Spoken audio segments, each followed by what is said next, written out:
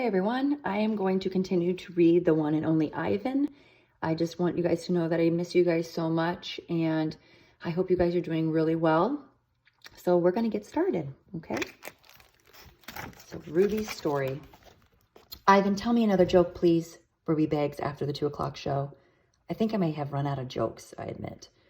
A story then, Ruby says. Aunt Stella's sleeping and there's nothing to do.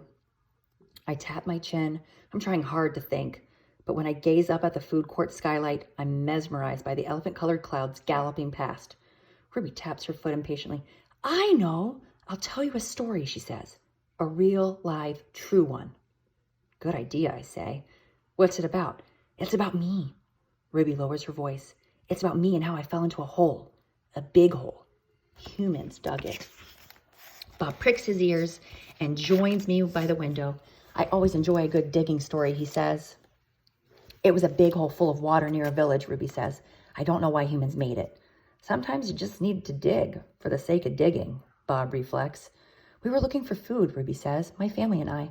But I wandered off and got lost and went too close to the village. Ruby looks at me, eyes wide. I was so scared when I fell into that hole.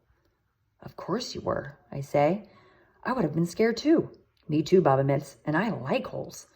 The hole was huge. Ruby pokes her trunk between the bars and makes a circle in the air. And guess what? She doesn't wait for an answer. The water was all the way up to my neck, and I was sure I was going to die. I shudder. What happened then? I asked. I'll tell you what happened, Bob says darkly. They captured her and put her in a box and shipped her off. And here she is, just like they did with Stella. He pauses to scratch an ear. Humans, rats have bigger hearts. Roaches have kinder souls. Flies have. No, Bob. Ruby interrupts. You're wrong. These humans helped me. When they saw I was trapped, they grabbed ropes and they made loops around my neck and my tummy. The whole entire village helped, even little kids and grandmas and grandpas, and they all pulled and Ruby stops. Her lashes are wet, and I know she must be remembering all the terrible feelings from that day. And they saved me, she finishes with a whisper. Bob blinks. They saved you? He repeats.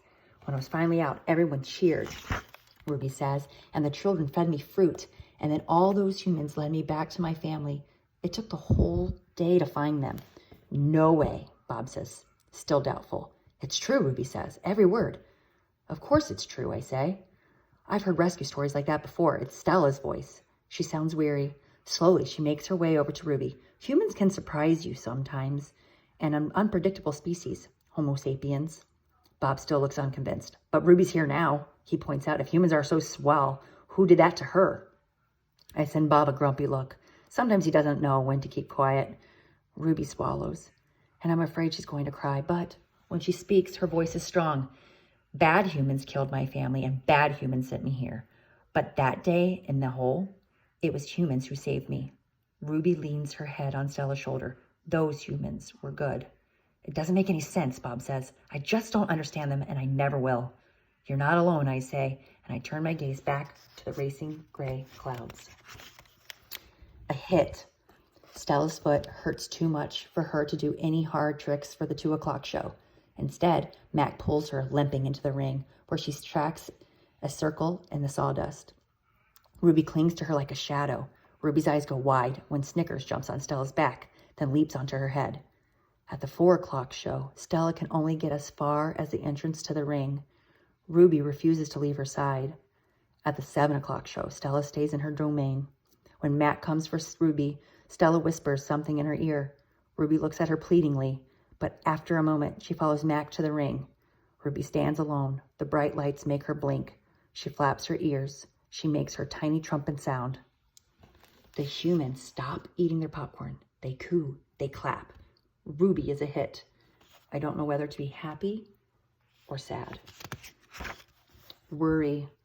When Julia arrives after the show, she brings 3 thick books, 1 pencil, and something she calls magic markers. Here, Ivan, she says, and she slides 2 magic markers and a piece of paper into my domain. I like the sundown colors red and purple, but I don't feel like coloring. I'm worried about Stella. All evening she's been quiet, and she hasn't eaten a bit of her dinner. Julia follows my gaze. Where is Stella anyway? She asks, and she goes to Stella's gate. Ruby extends her trunk, and Julia pats it. Hi, baby, she says. Is Stella all right? Stella's lying in a pile of dirty hay. Her breath is ragged. Dad, Julia calls. Could you come here a minute? George sets aside his mop. Do you think it's okay, Dad? Do you think she's okay, Dad? Julie asks. Look at the way she's breathing. Can we call Mac? I think there's something really wrong. He must know about her. George rubs his chin. He always knows, but a vet costs money, Jules. Please, Julia cries. Her eyes are wet. Call him, Dad. George's gaze at Stella. He puts his hands on his hips and sighs. He calls Mac. I can't hear all the words, but I can see George's lips tighten into a grim line. Gorilla expressions and human expressions are a lot alike. Mac says the vet's coming in the morning if Stella's not any better, he tells Julia. He says he's not going to let her die on him, not after all the money he's put into her. George strokes Julia's hair. She'll be all right. She's a tough old girl. Julia sits by Stella's domain until it's time to go home. She doesn't do her homework. She doesn't even draw.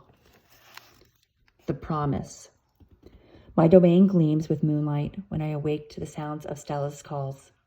Ivan, Stella says in a hoarse whisper. Ivan. I'm here, Stella. I sit up abruptly and Bob topples off my stomach. I run to a window. I can see Ruby next to Stella sleeping soundly. Ivan, I want you to promise me something, Stella says. Anything, I say.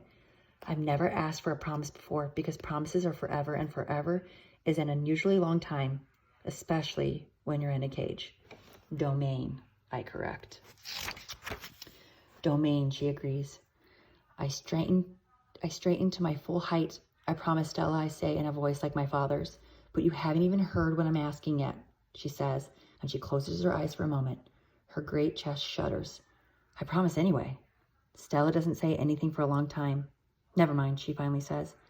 I don't know what I was thinking. The pain is making me addled. Ruby stirs. Her trunk moves as if she's reaching for something that isn't there. When I say the words, they surprise me. You want me to take care of Ruby. Stella nods, a small gesture that makes her wince.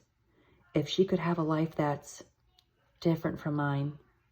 She needs a safe place, Ivan. Not here, I say.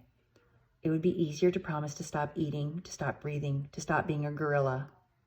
I promise, Stella, I say. I promise it on my word as a silverback. So we're going to stop there for today.